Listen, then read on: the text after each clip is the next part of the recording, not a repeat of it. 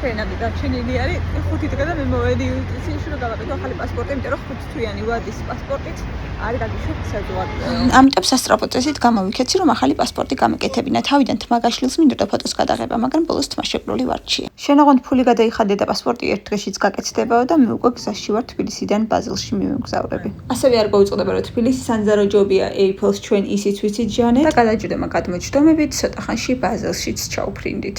ბაზელიდან სტრასბურგში მოხვედრა ძალიან მარტივია, დაახლოებით 2 საათის გზა და სანტ-ლუისის მატარებლის სადგურიდან პირდაპირ მიდიან მატარებლები. თავარია გამოხვიდე საფრანგეთის მხარეს და დაჯდე ავტობუსზე, რომელიც მატარებლის სადგურამდე მიგიყვანს. ძალიან მიყვარს სტრასბურგი პირველ რიგში იმის გამო, რომ არის ძალიან მშვიდი ქალაქი და ნელი ტემპით ცხოვრობენ. წელს ევროპაში ზაფხული ძალიან ცხელი იყო და ქუჩაში ასეთი გამაგრილებელი სისტემები ეყენა, რომ ხალხი ცუდად არ გამხდარიყო. ამ ქალაქს ბევრი ღირსშესანიშნაობა აქვს, თუმცა აღსანიშნავია კათედრალი, რომელსაც საუკუნეები აშენებდნენ და მრავალ ომს გაუძლო. ამ რეგიონისთვის დამახასიათებელი სახლები. პეტით ფრანსი, ანუ პატარა საფრანგეთი, რომელიც სტრასბურგის ერთ-ერთი უძველესი უბანია და ჩემი აზრით ერთ-ერთი ულამაზესიც.